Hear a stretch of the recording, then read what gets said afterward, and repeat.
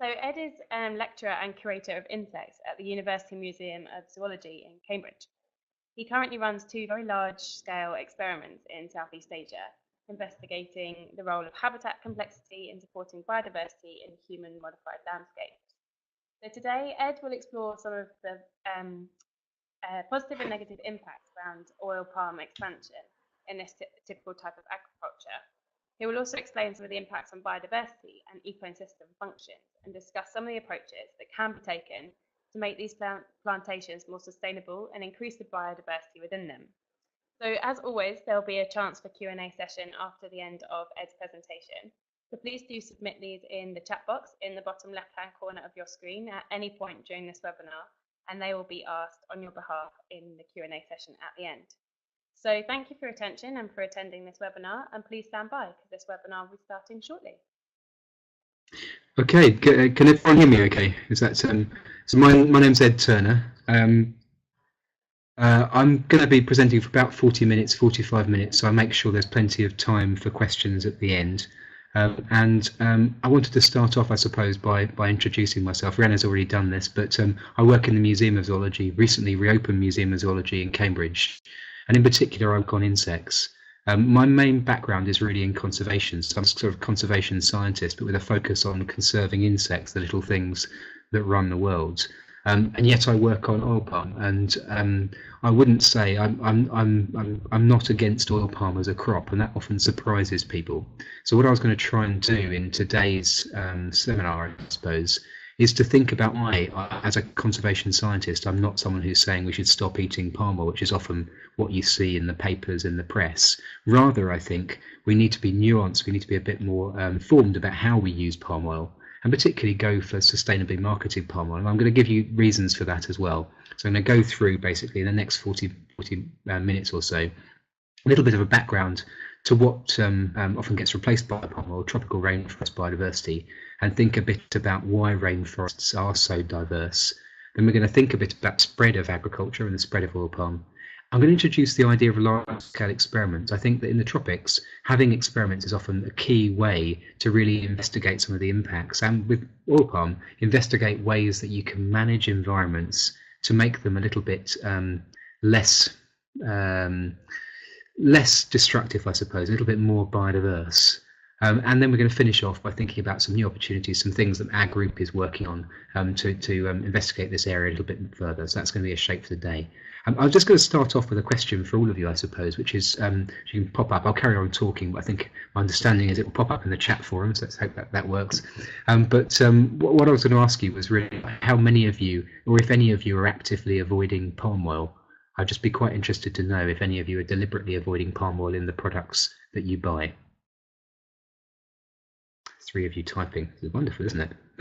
Modern technology. Okay, so there's a yes there. I do try, but it's everywhere. Yeah, that's very true. In bathroom products, but not food. That's actually a good choice, actually. Yes. So I'm going to argue you shouldn't be avoiding it as a conservationist. Rather, I think you should be choosing. I think avoiding bathroom products actually is quite a good way to go. So let's start off thinking about rainforests anyway. So taking a step back and thinking about these diverse ecosystems. You know this probably already. Rainforests are fabulously biodiverse. They're found in the tropics, which is the most diverse region in the planet. And per area, they're just extraordinarily off the scale, eye-wateringly diverse. So in just 2% of the land's surface, they can house maybe over 50% of the Earth's species. That's very unknown, of course, because we don't really know how many species there are in the world. And none of these rainforest areas are adequately described yet. So just 1 hectare, 2 football fields may contain over 400 tree species. It's extraordinarily diverse. So if you map this out and you think about this in terms of conservation, when conservation scientists do this, they might draw lines around certain areas, as Myers et al. Have done here, a classic paper now, and come up with what you might think of as hotspots, I suppose, areas with particularly high levels of biodiversity, endemism and threat. And what you can see, if I go backwards and forwards a little bit, there's the rainforest, and I look at the hotspots, you can see that rainforests are disproportionately represented. There's other ecosystems as well, of course, which are very important, but rainforests are really, really important in terms of diversity and endemism. And I'm going to argue that's partly due to the structural complexity of rainforests. They've got all kinds of different parts to them. They've got the damp kind of forest floor, very equable climate, fairly cool for the tropics, very moist, very stable, a good place for lots of insect plant species to live. And then if you go up into the canopy, sometimes described as the last Bartic frontier, you've got all of this other stuff as well, very undescribed fauna. A good example here is Roman Dial, who's a canopy biologist from Alaska, who's pioneered this way of looking at the canopy called canopy trekking, where it literally goes through from one rainforest tree to another and looks at the structure, the shape of the canopy and how that can support biodiversity. Of course, there's other ways you can get up there as well. You can, on the top right, you can access the canopy with a big canopy tower, or there's sometimes these amazing walkways, this one in Maliau Basin in Malaysia, where you can get up there. And of course, there's all sorts of extraordinary wildlife that lives up there. And this is one of my favourites. This was first described by Alfred Russel Wallace, the co-discoverer of natural selection, of course, with Darwin. This is Wallace's gliding frog, so a frog species which is able to glide, not quite fly, but it can glide from tree to tree using these extraordinary flaps on its feet. So remarkable things up there, very diverse, but also very specialised in terms of their habitat requirements. So perhaps one of the reasons why rainforests are so diverse is because of all this complexity. There's a huge rainforest canopy, there's a forest floor, there's all different bits. And if you go to the tropics, you also find plants like this. This is the bird's nest fern, Splenium nidus. You can buy this in Tesco's, actually, in supermarkets. It's a very good house because it can tolerate drying out. But it's also really, really good in terms of supporting diversity in a canopy. And research from collaborators in our group here a few years ago found that just having one of these plants in a rainforest tree can double the amount of insect mass. It's providing a completely new habitat. Further to the forest floor, there's also other bits of environment that can add to the structural complexity of habitats. And this is quite a remarkable thing. You'll see here a kind of illustration and then what it actually looks like. But these look a bit like kind of spiders' webs or something like that. But that's not what they are. They're fungi, fungal hyphae, these cords of fungi that grow through rainforest areas, particularly in the understory. And what they do is they act like a web to catch leaf litter. Not insects, but leaf litter. And when that happens, the leaves get decomposed up in the canopy. So this is a way of fungi escaping competition on the forest floor to capture leaf litter before it falls. And of course, this again can support extraordinary diversity of other species.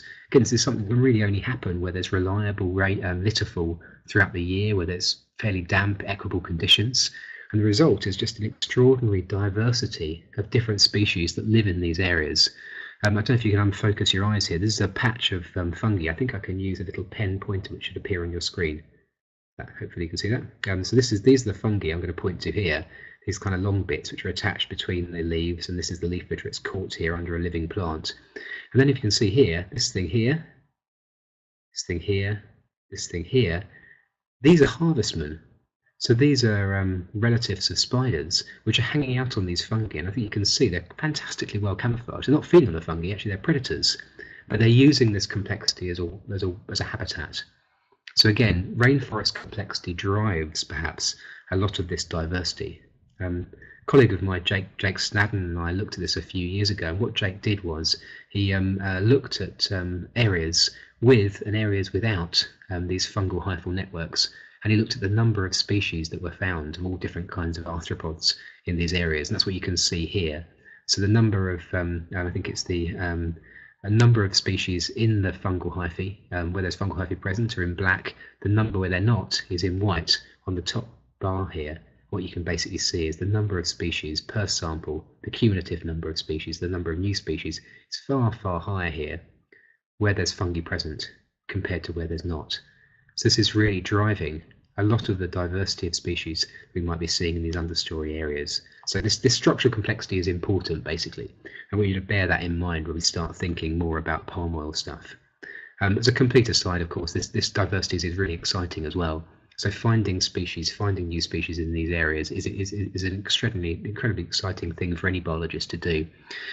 And just to kind of bring this to life, I've got a lovely quote here from Alfred Russel Wallace from his fantastic book, The Malay Archipelago, going way back to 1869. But he found this butterfly here. It's a thing he named the Raja Brook birdwing. And we've got those in the collection here in Cambridge, and I've seen them in the wild in Sabah, in Borneo. Really huge things, the largest butterflies, among the largest butterflies in the world. And he writes, he was the first European scientist to find them. The beauty and brilliancy of this insect are indescribable, and none but a naturalist can understand the intense excitement I experienced when at length I captured it. On taking out my net and opening the glorious wings, my heart began to beat violently. The blood rushed to my head, and I felt much more like fainting than I have done when in apprehension of immediate death. I had a headache for the rest of the day. So it's an exciting area to work in, and part of that is because of this extraordinary diversity that's found there. So that's all exciting, that's wonderful. But of course, this is a talk about oil palm, and one of the things that we know is that the population globally is expanding, continuing to expand. We're going to be over 9 billion people by 2050. That's going to mean more area under agriculture to support people, particularly if we're moving our diet towards a Western style diet, which means more meat, more red particularly, and more oil, more vegetable oil. If that continues to happen, then there's going to be an increasing demand for areas of rainforest to be converted to agriculture, has happened dramatically and continues to happen. Without increasing yield, without making these agricultural areas as productive as possible, that could mean a massive increase in the amount of land necessary under agriculture. And that would be a huge threat to biodiversity. It would precipitate a huge biodiversity loss. So we need to think about ways that we can manage tropical landscapes to try and keep as much of this rainforest as possible, but yet still feed the world. Now, for my money, a big part of this is shifting diets, and the main thing is to try and avoid eating so much vegetable oil fat in the first place. No matter what type, avoiding vegetable oil is generally going to be a little bit helpful. Not completely, of course, it's part of a very important balanced diet, but things like the extra portion of chips, things like that, just of cutting out some of this stuff can make a very big difference. The impact of moving towards the Western style diet is having more in effect proportionally than just the increase in number of people. So that's something to kind of always bear in mind at the back of your mind. Shifting, of course, from meat, again, not everyone has to be vegetarian or vegan, but just reducing the amount of meat per week has a huge effect.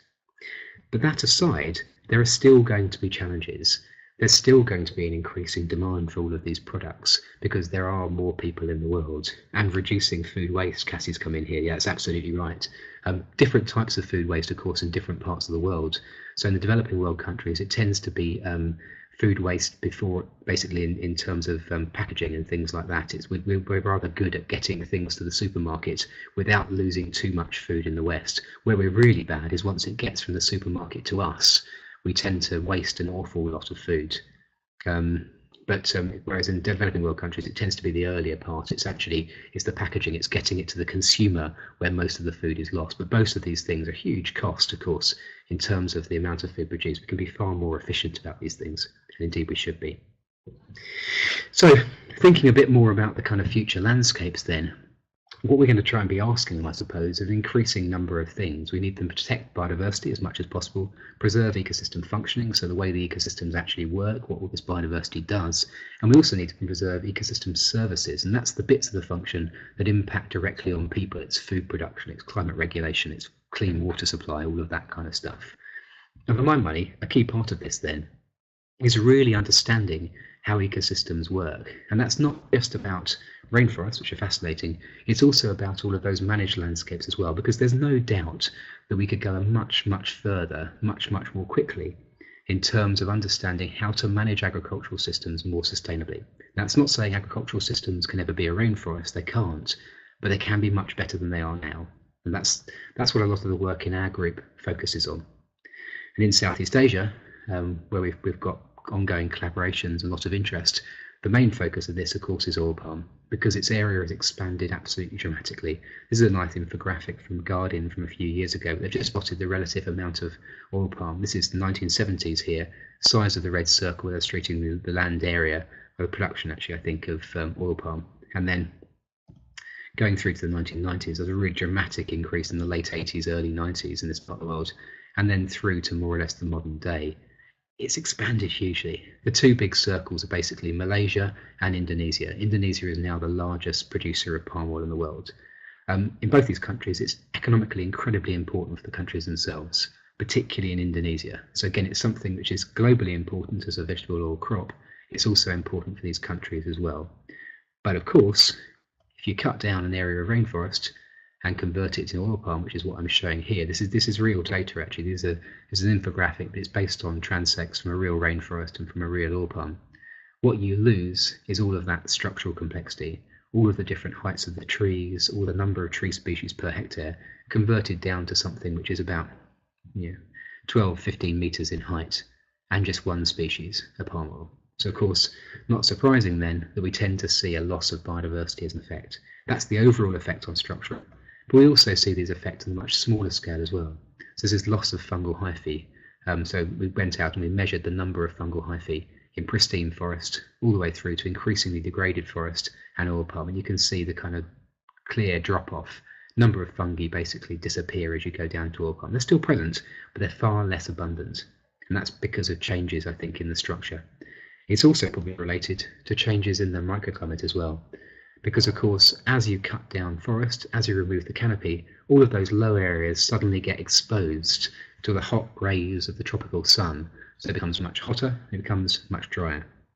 This is some very nice work by Stephen Hardwick from a few years ago, where what he did was basically put out a huge network of data loggers, little individual temperature and humidity computers, if you like, that monitor temperature I think he set them every 3 hours.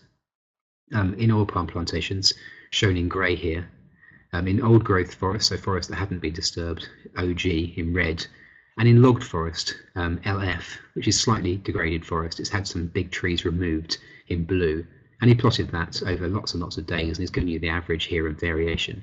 And what you can see is, it's not going to change the world, but as the day goes on, midday, it becomes hotter, and then as it nighttime, of course, it becomes cooler. But look at the extremes of temperature here. The oil palm in grey has got a much more extreme temperature range than the forest areas in blue and red. And the same is true of humidity, a much lower humidity in the middle of the day in oil palm compared to the forest areas in blue and red. So this is a much more difficult environment for species to live in. So I'm just reading a comment here from Alan. So, future landscapes, if we lack the knowledge to achieve these objectives in our relatively simple temperate agricultural systems, well, that's a very good point. I mean, it is very difficult to understand tropical systems because there's so many species going on. Possible interactions becomes mind-blowing. So I think it becomes a question of testing stuff very carefully. Actually, you're kind of, I'm going to come back onto that point, but that's an extremely important point. I think it is very hard, but yet it's also very necessary if we're to balance the needs for food production and biodiversity conservation. It's not separate either. I think there's often an idea that the most productive agricultural landscapes are the least diverse. And I think that's historically been the case, but I don't think that's necessarily the case. Very often, by managing in the way that we do, we lose a lot of biodiversity, but we lose a lot of the services that biodiversity supports as well. So I'd argue we need a little bit of a phase change in the way that in the relationship, I suppose, that we have with agricultural production. But certainly understanding that's very difficult. So take all this together, starting thinking about what the impacts of this habitat change is on species diversity, then it's inevitably, when you compare forest to oil palm, it's nearly always lower abundance and lower diversity of species. Fewer things and a less diverse range of things can survive in oil palm compared to forest. This is shown here for a sort of summary graph that we put together a few years ago for a paper looking at just this. A slightly complicated plot, but I'm going to talk you through it. So what we've got here, each arrow represents an individual study. So this isn't all our own work. What we're doing is summarising other people's work here, comparing forest to oil palm plantations. So each of these studies have done this for each of the different range of species. So all the labels here refer to the taxa they were studying, the type of species they were studying, type of group they were studying. So the tail of the arrow refers to the abundance on the x-axis, and the species richness, number of species, on the y-axis.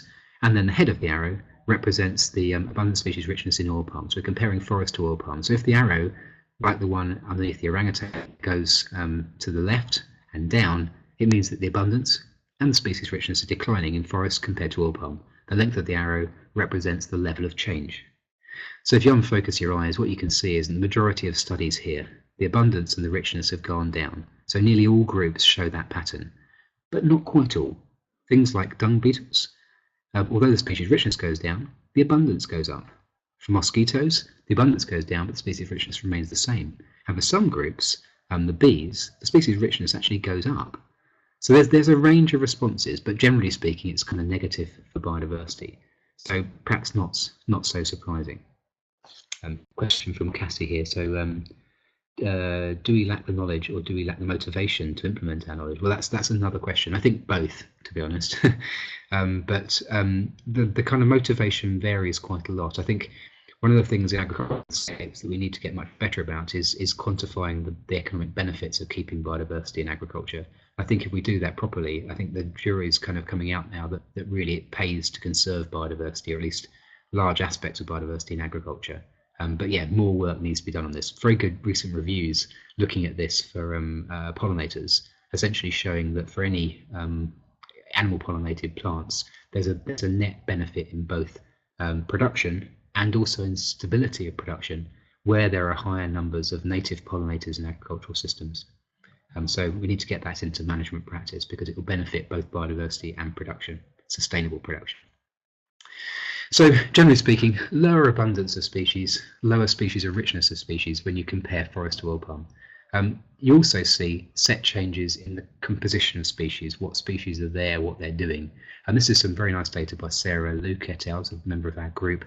She was looking at ants on the top and termites on the bottom for a landscape which compared old growth forest to log forest to oil palm, rather similar to that study on temperature by Stephen Hardwick. What she's coded here, it doesn't really matter what the different codes mean. They're different functional groups of ants or different groups of termites. Each of these do a slightly different thing in the landscape. Perhaps they're specialist predators. Other ones maybe feed on honeydew of aphids, things like that. So these ants all do different things. Termites similarly. They do slightly different things in the ecosystem. What I want you to kind of unfocus your eyes again and look at is that the composition, the relative sizes of all these different coloured bars here, comparing old growth log forest and oil palm, changes between these systems. So in termites, there's a very obvious drop in terms of occurrence of termites from old growth forest to oil palm.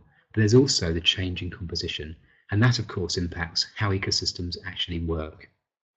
So it's not looking very good for oil palm so far. Another kind of downside of it, I suppose, is the potential impact, especially of new verted areas, on carbon storage. And of course, we're worried about this from the impacts of climate change. If we cut down a rainforest, which is absolutely full of biomass, and also disturb the soil, which is also full of carbon, there's a huge release of carbon dioxide that can continue for several years, even in mineral soil. If it's on peat soil, then you've got this enormous store in it within, and so it's very unlikely that this will become a carbon sink, an area that's uptaking carbon dioxide for a very long time. So this is a study, again, it's a review looking at the literature by Danielson et al. And they basically found out that it'll be 75 years before biofuels, so the potential product of palm oil, actually becomes carbon neutral. 93 years if fire's used, and it's amazing, eye-watering 700 years more or less if the land was cleared on peat. So it's kind of, there's a huge impact here. So I'll check on the comments here. So I agree in economic value of biodiversity is necessary, because we don't. Yeah, I think that's true, Gary. I mean, I think people do worry about quantifying biodiversity in terms of economic value, because sometimes people suggest that it might devalue those bits that don't have an economic value. But I think if we're dealing, I think people are cleverer than often scientists give them credit for. And I think having an argument which is applicable to economic sides of things, particularly in agricultural landscapes, can be very tractable. So I'm definitely in favour of that. And I think, again, when we start measuring it, a huge proportion of this diversity is important economically. And whether that's true now, or whether it's true as an insurance in the future, I think it really doesn't matter so much. It's important to have diversity because it gives us a more stable system, a more sustainable system. Yeah, so Cassie kind of here. So I understand the argument for the economic value, but I find it uncomfortable. Yeah, I mean, I think that's what a lot of people do find that.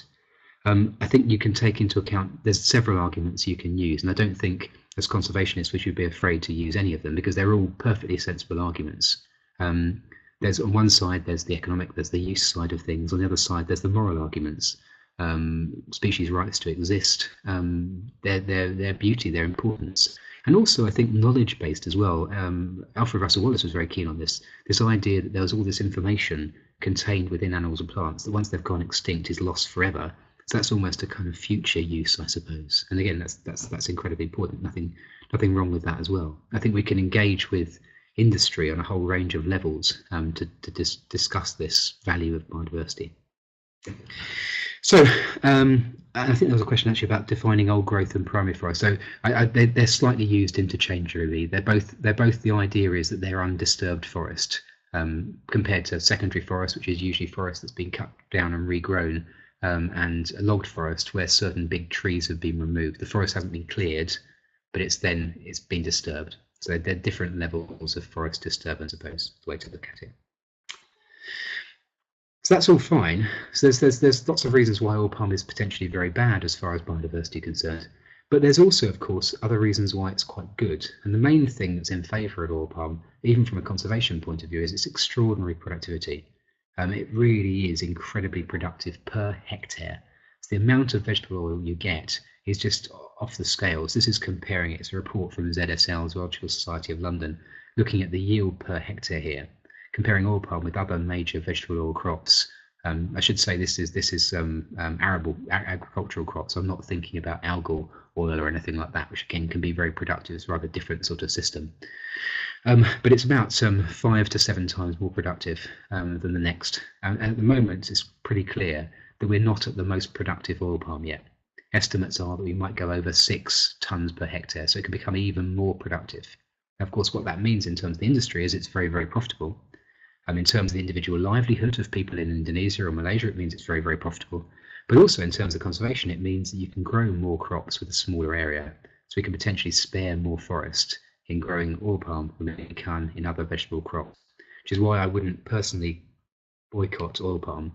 I think the alternatives might quite reasonably be much worse. What I think we should try and think about is ways that we can manage oil palm landscapes, which try and reduce our oil consumption, but we should also try and work out ways that we can manage these landscapes to make them a bit more sustainable, to make them more biodiverse, not replacing forests, but to harness some of the importance of these biodiversity within these areas for supporting services, for supporting yield. Just to make sure I don't lose your comments, sorry. Technology, eh? Oop. Be much faster at typing than I am. I'm just going to go up and so I can see your comments. Interesting topic of valuing biodiversity. Yeah, Kathy Willis does do some great lectures on this. So kind of there's lots of different ways that you can value biodiversity, and it's quite a complicated topic. How you measure this, of course, well, it can be quite difficult. For some of the kind of classic things, the uses things like crops, fuel, fodder. These are things which have a value on the market. Of course, if we're talking about more social values, then it tends to be a kind of choice values, things like that. How much would you pay to conserve a hectare of forest or to conserve a panda? These become perhaps a little bit more subjective, but they can be very valuable in terms of putting some sort of value on these different aspects of biodiversity or the different services supported by ecosystems. Yeah, so GM is an interesting one. A comment from Cassie here, GM hybrids. The oil palm industry so far hasn't gone anywhere near GM as far as I'm aware. And the reason I go to quite a lot of industry conferences now to talk about this to oil palm managers, essentially their argument is, well, we've already been hit so hard with biodiversity concerns, we don't want to go anywhere near GM as well. Now that, again, I don't know what your views are on GM. I'd be interested to hear. But of course, that does constrain things in terms of speed at which they can adapt oil palm to different environments, perhaps to warmer or cooler environments, to differing rainfall regimes, all of this kind of thing, which is of course happening as a result of climate change. So it's an untapped resource, certainly an untapped resource, whatever your views are, as far as oil palm industry is concerned. What they've done so far is they've gone in for breeding programs. And they're very interested in producing shorter oil palm, which are easier to harvest, and potentially produce more palm oil fruit per mass of trunk, for example, and also things that crop sooner, that kind of stuff. Yeah. Yeah, I think it depends on people. So Gary's points, but in the end, people respond to price signals. I think that's true. I think it's also not true as well. It depends very much on the people and the situation. So sometimes putting a value on things can perversely make people value it less.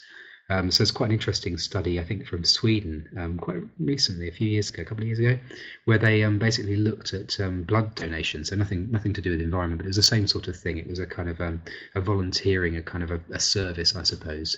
And essentially what they tried to do, it went from being a system where blood donation was voluntary to being blood donation being paid. You'd think that would mean that the amount of blood donated would go up, but in fact, what it turns out was the amount of blood being donated went down, and it's because people valued things in different ways, I suppose. Doing it as a voluntary basis actually was more value to the people than being paid for it.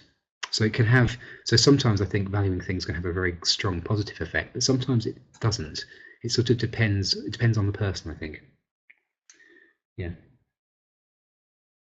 Yeah, cool. Right. So, one of the things I'm interested in, our group is particularly interested in, is trying to find out ways that oil palm ecosystems can be managed more sustainably, I suppose, to try and bring some biodiversity back into agricultural systems without impacting on yield. Whatever we do, we don't want to reduce yield, we want to enhance yield, because of course if we don't do that, we might be threatening upper rainforest areas. So it's about maximising that productivity without necessarily costing so much in terms of biodiversity, in terms of processes. There's different ways people can do this. One of the things people have started thinking about is looking at those areas like this forest patch here in an oil palm plantation which are non-productive. They're the tops of hills, they're slopes, they're around rivers. These are areas which are generally quite low productivity, so we can return these to forest without costing production, but potentially bringing biodiversity back. This is a study by Dave Edwards and colleagues which basically looked at these forest fragments in existing oil palm landscapes, comparing oil palm fragments in forest for all species of birds and for priority species of birds. And what they basically found out, Cassie's pro-GM, I'm rather pro-GM as well, actually. I think, again, it's sort of the relative costs and benefits have to be kind of weighed out in this. Of course, people have very, very strong opinions about this, but generally speaking, I suppose it can allow us to grow crops with potentially lower pesticide use, and I'm much more worried about pesticide use. So this study basically looked at looking at bird species in forest fragments compared to non-forest fragments in oil palm compared to forest, and what they found, you can see here, is the number of species goes up where there's a forest fragment. It's not surprising, it's providing that more structural complexity. But it's not the priority species, it's not the things which are maybe endangered, it's more wider habitat species. Now, that's still arguably valuable, because of course these birds will still be eating insects, there'll still be biodiversity in the landscape, they'll still be doing stuff, but perhaps it's not the conservation priority species. I think that's sort of acceptable, we just need to know about that. Another study here by Sarah Luke and colleagues looking at forest fragments, this time around rivers, and comparing different types of dragonflies in these different areas. And what she found was comparing oil palm with no buffer compared to oil palm with a buffer, which is a buffer, by that means a forest fragment around the oil palm, logged forest and old growth forest again, so undisturbed forest. She found quite a strong change in the composition of the species, and by composition here we can see each of the different major groups of dragonflies are coloured in a different colour. So the log forest and the old growth forest have got, you know, a similar kind of composition. The oil palm with buffer is somewhere in between the forest and the oil palm. So again, we're getting forest-like dragonflies moving in. We're not getting all of them, but we're getting more than we would do in an oil palm area without a forest. So again, there's ways that we can try and, I suppose, manage oil palm landscapes without impacting on yield, but to bring some aspects of biodiversity back in again. It's kind of an interesting, important point. You can also do this on a smaller scale as well. So remembering those bird's nest ferns I mentioned before, putting those into the landscape can increase the number of insects found. And in particular, there's a study we looked at the species diversity of ants here, comparing 3 different areas of the ecosystem: leaf litter on the top, canopy in the middle, and epiphytic bird's nest ferns, those ferns that I talked about on the bottom. And we've got the forest community in grey, the oil palm community in a black stippled line. And what we found was that the oil palm community was much lower diversity in the litter and in the canopy, but in the ferns it was about the same. And we think the reason for this is that the ferns are basically controlling the temperature. They're creating a little habitat in which these species can live. And so sort of quite an interesting kind of aspect, I suppose, of this complexity. Oops. You can also change the management within these ecosystems as well. This is some work from Ellie Slade, where what she did was she looked at people using the understory of oil palm in another way, and that was to have grazing. So rather than using pesticides, what they did here was they grazed cattle in the understory.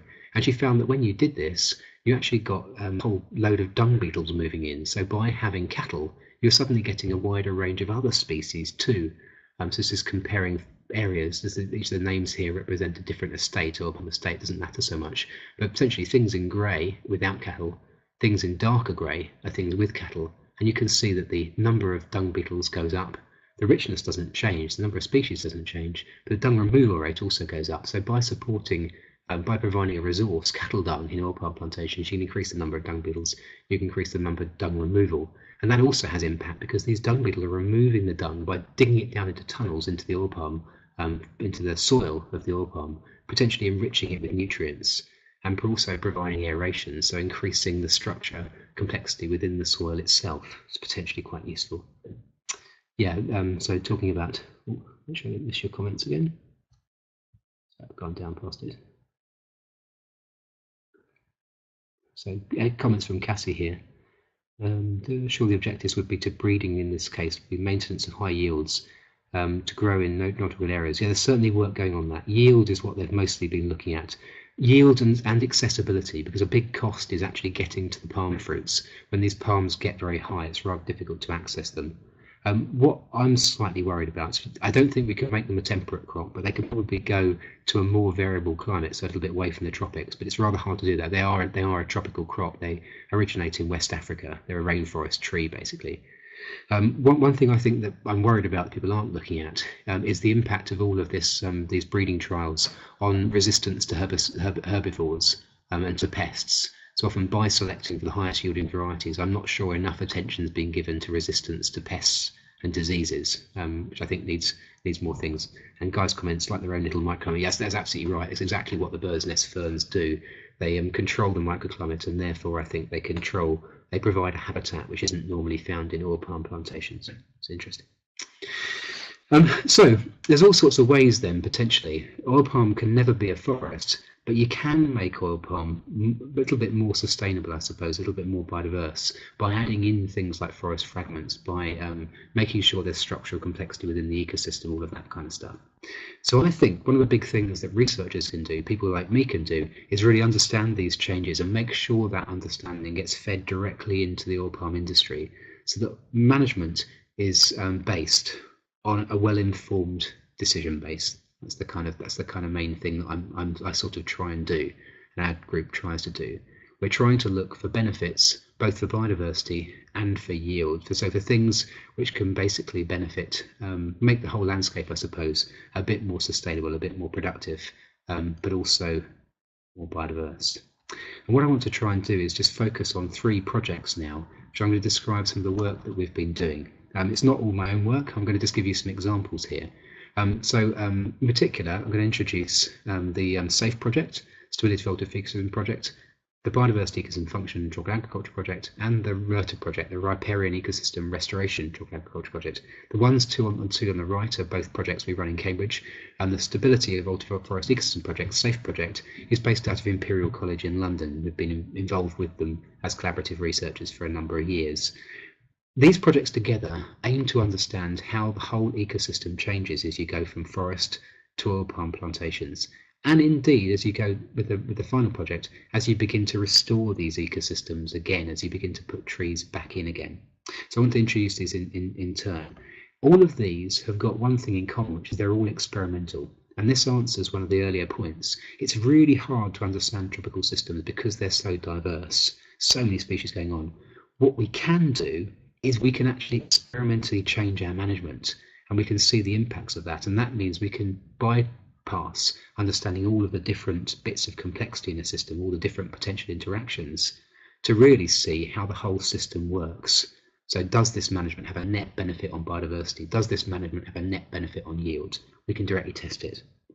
The SAFE project aims to do this for looking at which areas in a landscape should be conserved, how big forest fragments should be left. And so what it's done here is a map of the whole area here. It includes old growth forest, log forest, oil palm plantation, but this bit in the middle here, so I'm going to use my pen thing again, this is a huge landscape which before the project was established was all earmarked to be converted to oil palm. It's an area of very logged rainforest.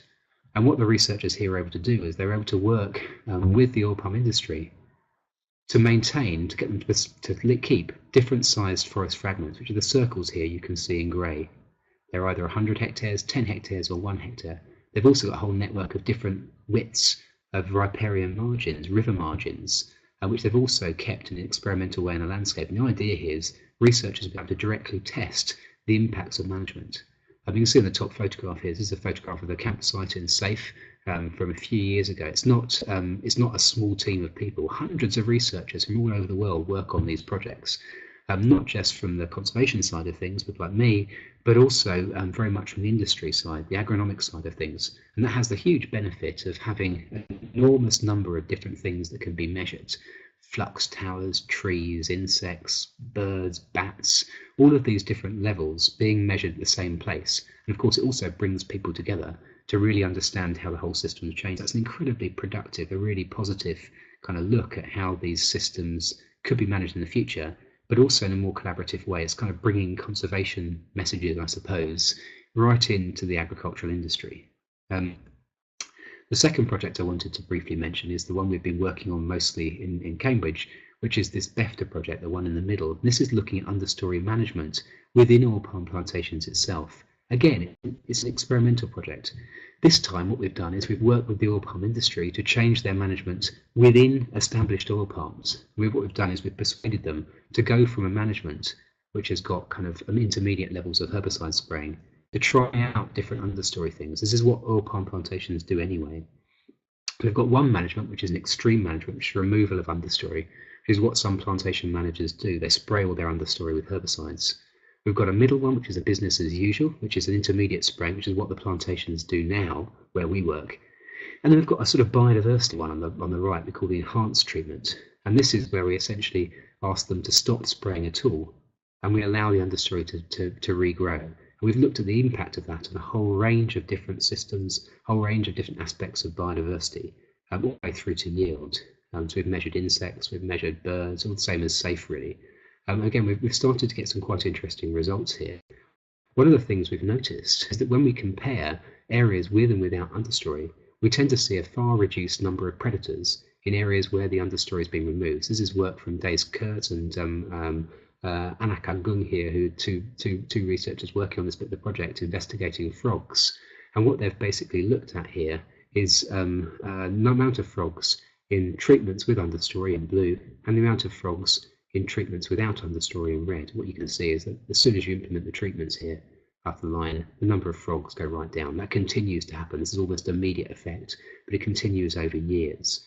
Of course, frogs are eating lots of insects, actually quite important pest control agents in the landscape. So again, something here which is important in terms of understanding how the system works, not just for biodiversity, but also potentially for yield. We've done the same for other groups. There's a rather beautiful spider here. This is a Nefeli spider, a golden orb-web spider.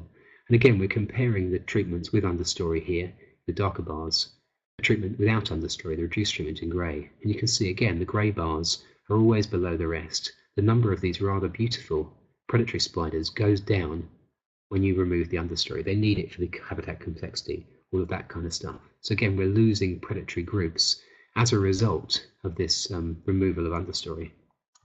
You also get kind of amazing changes as well in terms of other bits of the ecosystem. This is one of my favourites. I think you can see this here. There's a little tiny weeny spider here feeding on an enormous fly. You see the top right. This is a parasitic spider. This lives in the webs of that other spider, that Nefeli spider. What it does is essentially it steals the Nefeli's food. You can have maybe 20 of these in just a single big golden orb web. And what we found is that not only do the number of golden orb webs go down, but actually the abundance of these parasitoids go down when you remove the understory as well. So that also drops off. So it's not just the individual predators that you can support by having an understory in oil palm. You can also support all of these other things relying on the predators. You've got a more complex system. So quite an interesting one for us. I'm just going to check on the messages, so I want to make sure I'm not missing anything. I think we're okay. Good. Getting on to the last bit, I want to just think in the last couple of minutes about a new project we've been beginning to set up. We're only in the second year of it. But it's quite an exciting one for us because up until now, most of our project work has been looking at the impacts of change in one way, removing forest and converting it to oil palm, and what the impacts of that is on the environment. What we were doing in the last bit of the project is we're restoring river margins. And again, we're working with oil palm industry to do this. We've basically got some money to get them to replant parts of their river margins. These are areas which are relatively low productivity anyway, but these are areas where perhaps we could put forest trees back in and have benefits, of course, for things like reduced erosion, but also we think for biodiversity. And we're particularly doing this in areas which are due to be replanted. So oil palm, which is being replanted at the end of its life cycle, replanted with young oil palm. What we've done is we've worked with the industry so that they can then restore their river margins with a mixture of native forest trees, and that's what we've been trying out to try and see what all of the benefits of restoring these river areas could be on biodiversity. And we think, again, there'll be benefits both for the industry, it's incredibly important for production, but also benefits in terms of ecosystem functions and services and biodiversity, perhaps which conservation scientists may be more interested in. In particular, one of the things we're doing is we're trialling 4 different treatments, 4 different ways of restoring river margins, which enables us to have very specific guidelines to help industry in terms of restoring their areas. What do they need to do to bring biodiversity back into their plantations? And to do that, we've got specific treatments. Again, it's an experimental test. And we're also measuring a whole range of different things, measuring lots of things, of course, in the ecosystem itself, lots of aquatic invertebrates and dragonflies and all that sort of stuff. But also, of course, measuring all the functions, pest control, all these other things that happen within the landscape. So there seems to be lots of things we can do, and I think working with industry in this way can be quite a fruitful way of trying to understand oil palm more, to make sure that we really have informed decisions, both about deciding where agriculture should expand, but also about how that expansion should happen. How should agricultural systems be managed in the future? We need high productivity, that's certainly true, to feed the world and to reduce costs on the forest, but that doesn't necessarily, I think, mean low biodiversity. Of course, the caveat to lots of this is that we need to be making sure as researchers that all of this information really gets properly fed into industry. And with our projects, we've been very lucky, and a lot of our projects really are working very closely with researchers in the industry itself. And that means we can have publications, courses, all of this stuff actually tailored to the industry to make sure the management goes right in and informs it. Part of it's also about informing more generally kind of a wider public about the impacts of oil palm. And that's, of course, older audiences, but it's also younger audiences. So we've had a very nice exchange project, for example, between schools here in Cambridge and schools in Indonesia. So getting that kind of transfer of information going about understanding of environments, the importance of biodiversity, and supporting not just native natural systems, but also agricultural systems, equally important there. And I suppose more generally, within this area, a key development over 10 years ago now has been this so-called Roundtable on Sustainable Palm Oil, the RSPO. And this is not perfect, but again, it comes up with a series of principles and criteria, guidelines, to try and make oil palm plantations more sustainable. And companies can sign up to this voluntarily, but they need to go through a series of tests, I suppose, to see that they really are adopting these criteria. That's a reasonably rigorous process. The main principle that we might be interested in for us for this talk is environmental responsibility, so conservation of natural resources and biodiversity in the wider agricultural landscape. And there's all kinds of different guidelines that companies which are accredited by the RSPO have to pass to be classed as certified. This is the kind of thing that you might want to look for. There's a RSPO certified logo, and certain companies are only now buying sustainable certified palm oil. So this is a way that we can screen in terms of customer choice for the kind of products that we might want to buy. So it's not perfect, but the positive side of things is that the area of this certified palm oil has been going up and going up. It's kind of shown here. So I'm aware that I'm running out of time. I've had some sort of excellent questions for you. Still got 10 minutes, kind of like, I think, to ask more questions. But what I've hopefully tried to give you is an overview here of oil palm production. So I've tried to start off thinking about why tropical rainforests are diverse. And so I think it's largely due to this structural complexity. Of course, when you convert to oil palm, you see a lot of this complexity. So one of the things that happens is you lose biodiversity, you lose this ecosystem function. One of the things I've been trying to get through here is that perhaps we can manage agricultural areas to bring some of that diversity back in, with benefits not just for biodiversity, but also for what it's doing for pest control, for predation, all of that kind of stuff in oil palm landscapes. And I've also, throughout it, I've been sort of flagging up these experimental projects as being a really good way of testing this, because the landscapes are still complex. To understand this, you need to test it experimentally, but it also means these projects can be the focus of collaboration between conservationists, between research scientists, and between agronomists, the oil palm industry itself, to basically share best practice, to make sure that conservationists or research scientists are asking questions which are actually useful to the industry, and to make sure that industry is informed about ways they can manage in a much more sustainable way. And I think that's all kind of that's a sort of positive move. I've finished. I've got lots of acknowledgements, of course, the teams that we work with, particularly in Malaysia and in Indonesia, and also the organisations that have given us research permission and also funding for the project.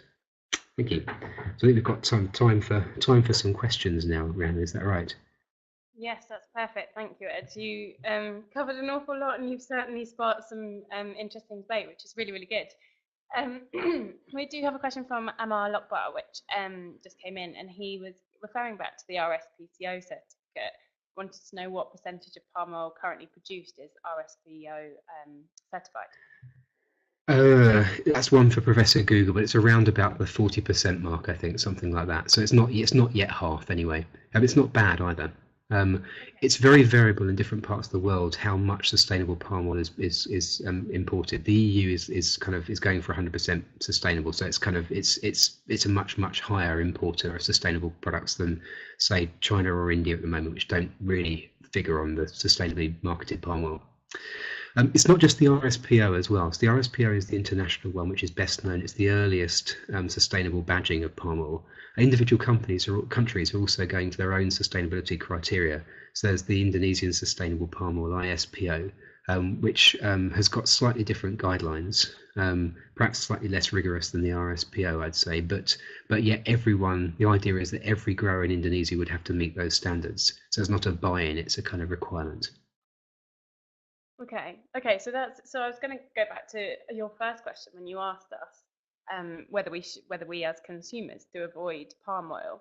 So based on those certificates, basically, would you recommend that we do continue to avoid palm oil in bathroom products and things like that, or if we're buying palm oil, always look for these certification labels and things like that on products? I think it's a good thing to look for the certification labels. I think that palm oil's got, in terms of its productivity, palm oil's got quite a lot to offer. You can produce more per area. I think the main thing that we should try and do, we've kind of hinted at this throughout, I think is try and use less vegetable oil. Just things like forgoing a portion of chips can make all the difference. Sort of trying to use less is definitely a very good idea. That's actually reducing demand. And that's the number one requirement. Reducing red meat is the other big thing you can do for agricultural stuff, because it just requires such a huge area to grow it. And of course, if you're growing vegetable, one of the costs is that you're reducing or you're increasing the pressure for agricultural areas generally, because of course you've got to grow all of the other food staples as well. So I think that's one thing as conservationists we can all do. If we are buying vegetable oil, which we need to as well, of course it's part of a staple diet as well. We want to try and go for things which are as sustainable as possible. And I think oil palm has got a part to play in that because of its very high productivity. So the message there would be to go for something which is sustainably marketed, because that's sending a clear message to the industry that that's something which people have an appetite for. Sure. Okay. There's a couple of other questions. So Alan Jackson, he's kind of anticipating a bit of discussion around this, so it might be something for you more to comment on. He said, regarding agricultural intensification, he spent a lifetime really mainly in the tropical agricultural sector and has the general view that agriculture should be intensified in areas of high potential productivity, and that biodiversity conservation should focus on marginal land, could include riverbanks, etc. Do you have anything to comment on around that? I certainly agree with the first part. I think we need to be much more clever about where we put our agriculture, and that's not just true of the tropics, of course. And it sounds like Anne's got lots of experience in this, as a farmer than I have. But it's true of everywhere. We can be much more clever about how we allocate land to agriculture, because at the moment it's not being done on the basis of maximising productivity or maximising biodiversity conservation. It's being done on an ad hoc basis, which often is due to political decisions, all kinds of things, and lots of different reasons going here, which altogether means we're not getting the most efficient allocation, I suppose. So I think that's definitely true. I think with the biodiversity on marginal lands, I think I'd argue that we need to keep that biodiversity. As a conservation scientist, I don't want us to lose any more biodiversity we need to. And for that requires much the same things as agriculture. It needs to be land in the right place, land in a place which is going to be suitable for that wildlife in the future effects of climate change. And it needs to be land that's connected, because species need to be able to move around. So we need to be thinking about both of these things together. And I suppose I'd kind of have just the end of that, the high productivity, I think, again, I don't think it needs to be low biodiversity. In fact, I suspect it's probably better if it's not. I think you get higher and more sustainable production with higher biodiversity.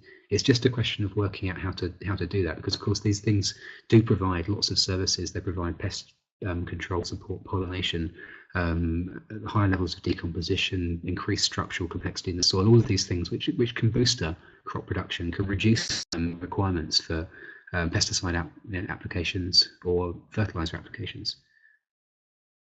Okay. And so there was another question from Guy that came in, and he said around the BEFTA project that you mentioned, have they confirmed whether the enhanced understory option has no substantial negative impact on yield or harvesting difficulty for the plantation? Has that been explored at all? Yeah, so we're measuring that as well. So it's not had any obvious effect on yield so far. We're still, I'm saying so far because oil palm, it takes a while for any effects to actually feed through, about 2 years. So you have to be doing the project for quite a long time before you can realistically say. And unfortunately, in the BEFTA project, we had an El Nino event a couple of years ago, so all the yield data dropped right off for all of our treatments. It's only just recovering, so we're sort of hedging our bets. But I think the take home will very likely be there's no substantial cost on yield at all. As far as harvesting is concerned, we have measured. We've had a sort of a kind of a 1 to 5 on how difficult it is to harvest, and we've also asked people if they're more worried about snakes and things like that actually move in when you've got more understory, and there's been no effect. They're just as easy to harvest, it turns out. We were sort of surprised about that. But I think it's because it's an established agricultural system. There hasn't been a rapid regrowth of forest or anything. There's just been, a few more herbs, a bit more vegetation cover, that kind of stuff. So it's been beneficial for biodiversity without a substantial cost to harvesting or yield. Sure. Okay. As you say, the decreasing of spraying meant increase in biodiversity, and therefore the abundance of natural predators kind of increased, and kind of natural pest controllers increased. Does that mean that there's some sort of economic saving for a plantation? Should they adopt this kind of approach? Yeah, potentially. I mean, again, we haven't done the numbers on this because we need to basically just make sure we've got enough information to really do this reliably. But yeah, I suspect that. I mean, one of the big costs is basically two big costs are basically nutrient inputs is number one, and then things like pesticide, pest control, that kind of stuff. So anything you can do to reduce that impact is going to have quite a substantial saving in terms of the industry. One of the things that's tricky for us to get a real handle on with oil palm is that it's not, with oil palm, it doesn't seem at the moment to be, it's not background levels of herbivory which are causing damage. It's when you get pest outbreaks, when you can suddenly get a catastrophic outbreak of a particular pest. Now, the literature suggests having a more diverse range of predators stops that happening. But of course, in practice, that's rather difficult to actually pin down. We can show that by having a more diverse understory, we've got more predators and therefore lower levels of herbivory. But it's still, it's low from a background, quite low level. What's very difficult to prove is that you're reducing the chance of an outbreak. So I think the steps are all there, and it's very likely, but it's difficult to implicitly prove. You have to have it on a really large scale to be able to do that, because outbreaks themselves are relatively rare, but when they do happen, they're catastrophic. Sure. Right. Okay. That makes sense. Guy had another tangent to his question and just asked if the BEFTA project related approach, is that something that can be incorporated into bananas and coffee production? Yeah, potentially. I mean, Yeah, I mean, pot coffee, of course, is ahead of palm oil and this kind of stuff with all the shade coffee and things like that. I mean, there's a kind of there's such an obvious link with pollinators that people have been thinking about this quite a lot. But yeah, I think so. I think the applications, the applications are kind of relevant across tropical crops, particularly, you know, um, non-annuals basically. So kind of semi-permanent crops. I think this is probably applicable to all of those. It's about the impacts of structural complexity, really. Yeah. Okay. Okay. He's also just come back and said not just those two specifically, more just incorporating in general. Yeah. Yeah, yeah. I think that's absolutely right. I think it's spot on. Yeah. Brilliant. We have actually run out of time. If there are any more quick questions that you want to ask attendees, then please do submit them and I can try and squeeze them in. But massive thank you to you, Ed, for speaking. You've certainly drummed up some interest, which is really, really good. It's been a pleasure. It's been an interesting experience. It's got talking to the computer for an hour. It's an interesting experience. Very strange experience. Feels like you're talking to nobody. Yeah. But for the attendees, don't forget to register this as CPD on the CPD tool. You can log in through the members area and do that. And if you've got any problems, do contact us at the project office and we can help you out. This week is kind of a bit of a biodiversity week that we're doing at the IES. So we started with Ed doing his webinar, and on Thursday we've got our annual Burntwood lecture, which I know she got mentioned earlier on, but it's actually going to be presented by Professor Kathy Willis, and she's going to be talking about whether we can put a price on biodiversity. There are a very limited number of tickets left, so if you are interested in doing that, navigate to our website, and it's free for everybody to attend, but you'll just need to register ASAP to get one of the last seats. So thank you very much, Ed. This will be recorded and made available on our website, so you can go to our YouTube channel and re-listen to this or share it around your networks as well. So, That's fantastic. Thank you. Thank you ever so much for organising it. Thank you all for really fantastic questions. It's been really interesting. Great. Thank you. And yeah, if anyone's got any questions, our next webinar actually will be on the identification and analysis of petroleum hydrocarbons and tars. So it's actually going to be presented by Colin Green from Curos. It was originally Peter Fleming, but that speaker has changed. But yeah, all further information about how you can register on that one, which is later on in the year, is all found on our website as well. So yeah, thank you all to attendees and thank you to Ed. Thank you.